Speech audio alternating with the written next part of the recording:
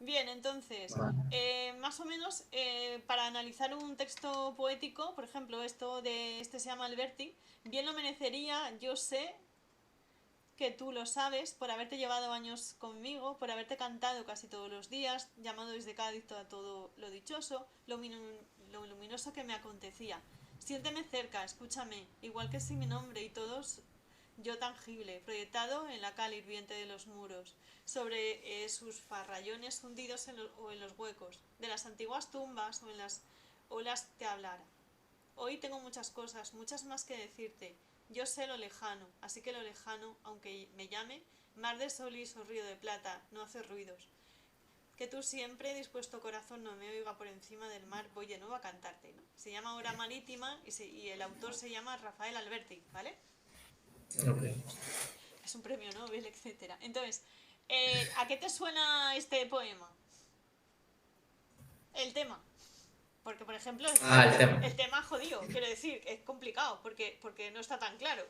Y hay que analizarlo, entonces, como te decía, en los análisis de textos líricos, sí que tienes un poco la estructura, sabes que es de Alberti, sabes que es de la última época, ¿no? Es 19 y 20, pues en la generación que es, todo esto, vanguardia, está todo esto, vale.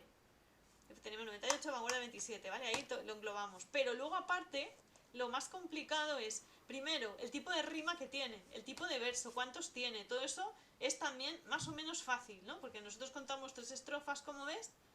La primera tiene un 2 3 4 5 5 versos. La segunda un 2 3 4 5 6. La tercera un 2 3 4 5 y 6, ¿de acuerdo? Entonces tenemos que ver, sabiéndonos de memoria todos los tipos de estructuras que hay en lírica o en poesía, qué tipo de estrofa es esto, que eso me da igual. Y luego lo más complicado sería la estructura interna de analizar un texto como esto, que sería saber de qué va.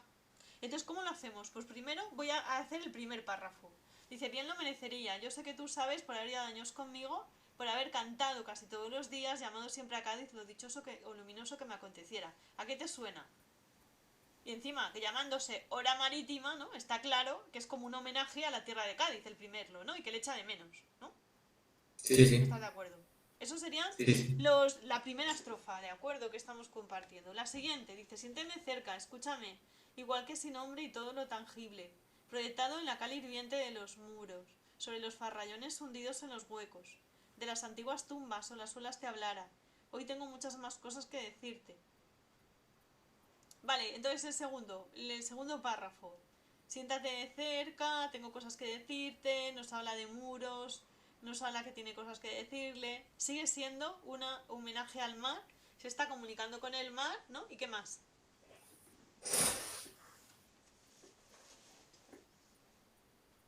¿Qué más se te ocurre, quiero decir? Eh, Ya, es que jodido, sí, sí, lo sé. sí.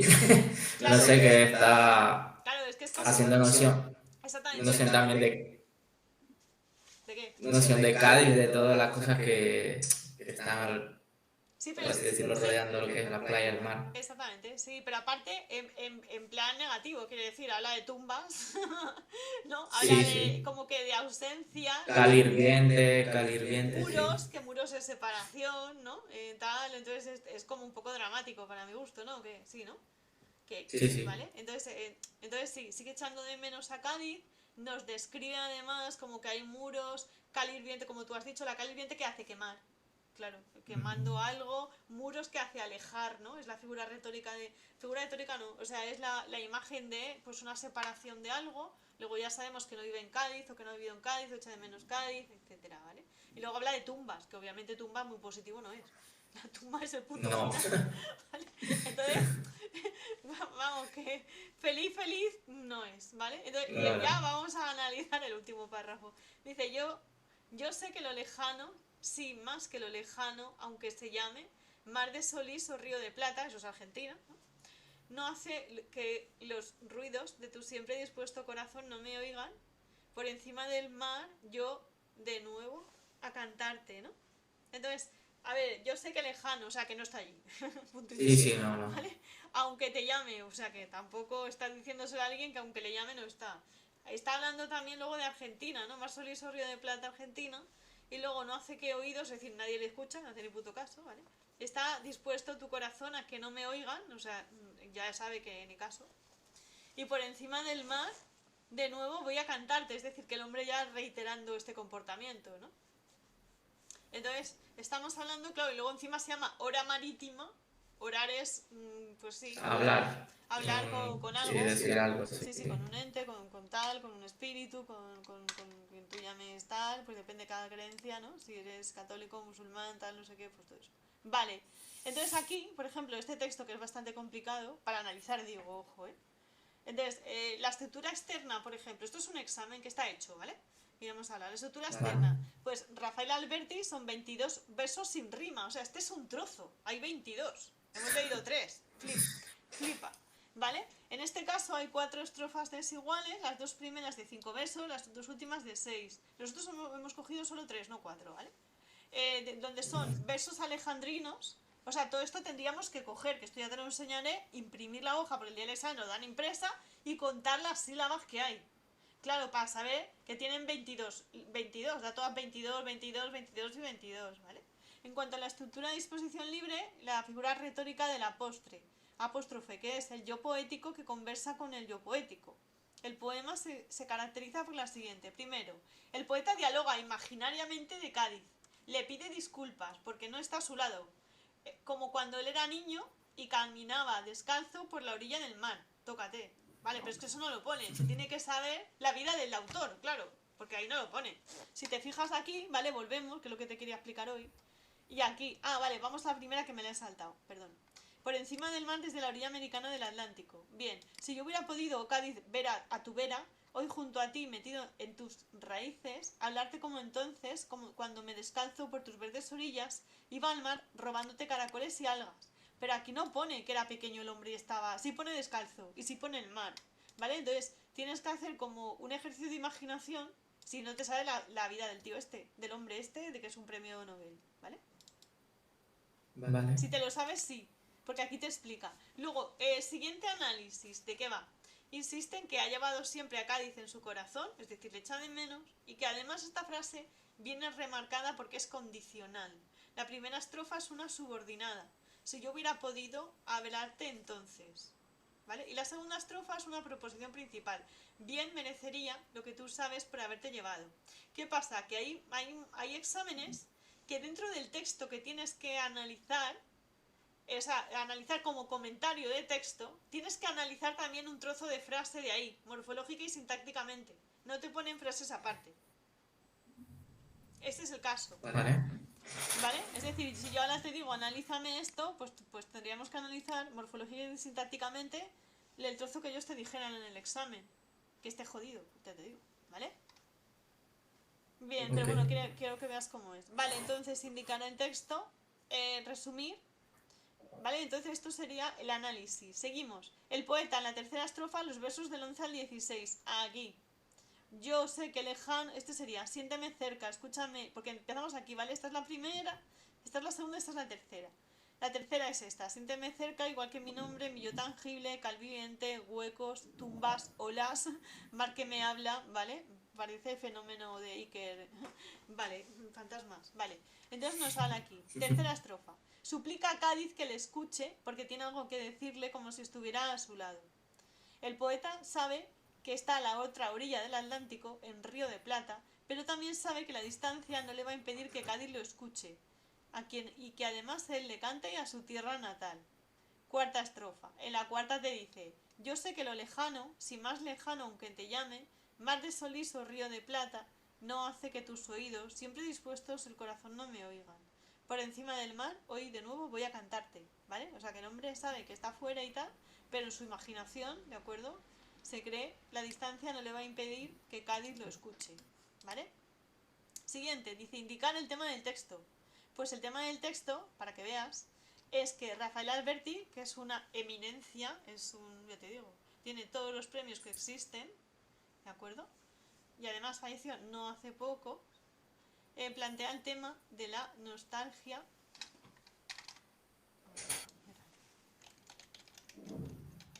Que nos teníamos que estudiar la vida, ¿vale?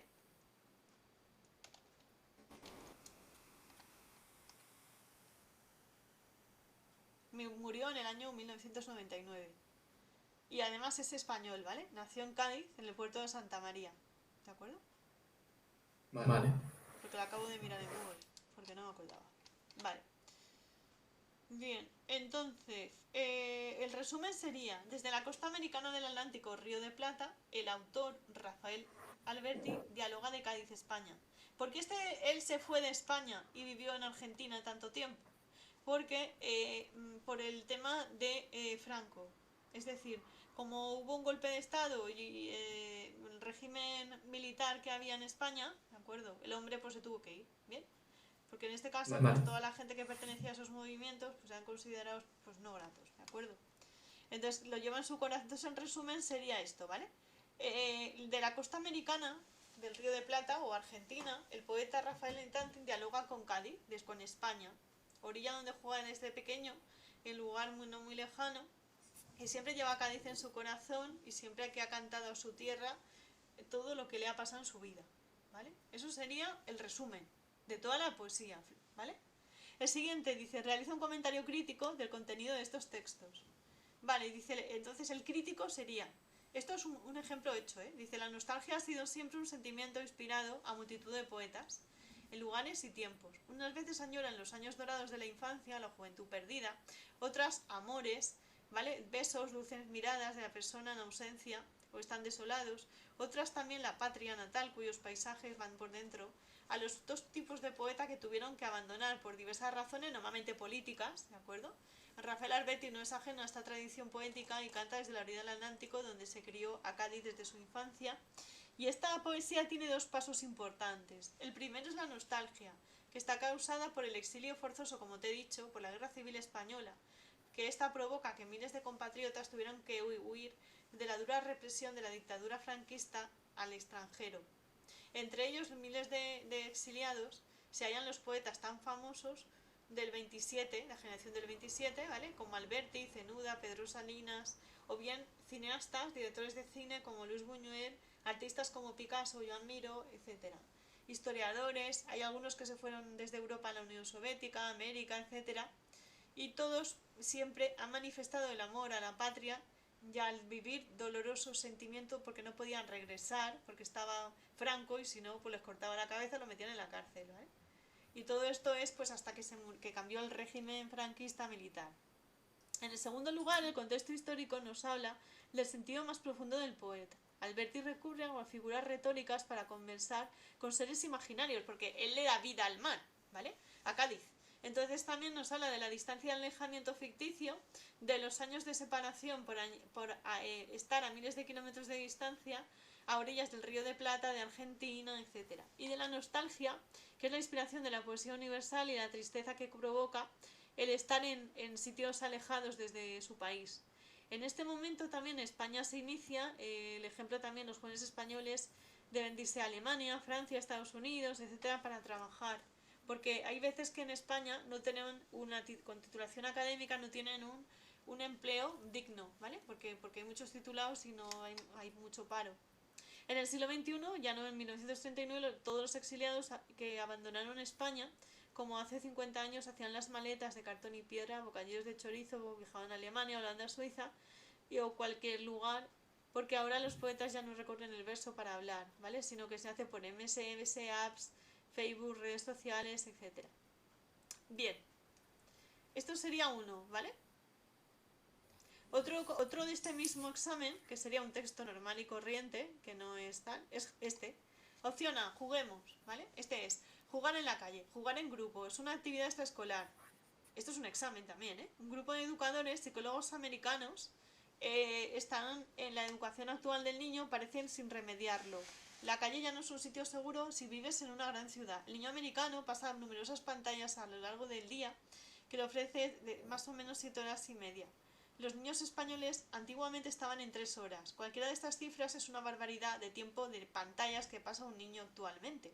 Los expertos nos hablan que el juego no se refieren solo a un ordenador o a PlayStation.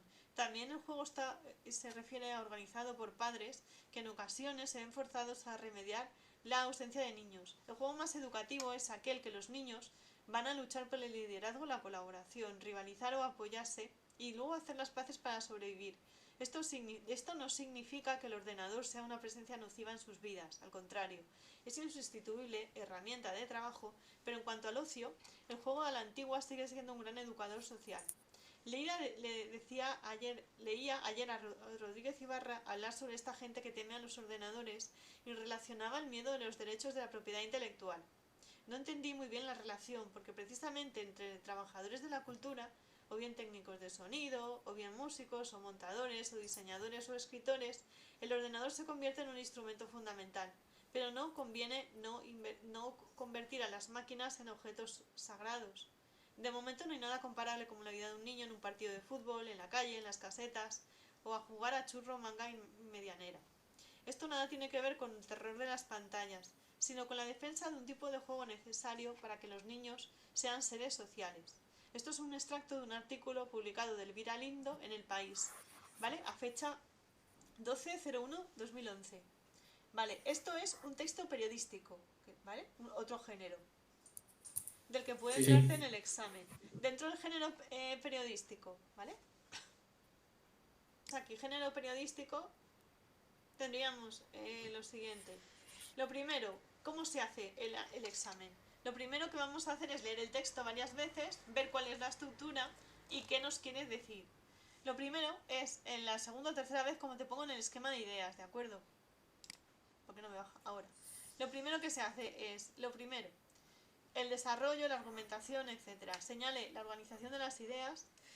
Para esto utilizamos la checklist que te he enviado.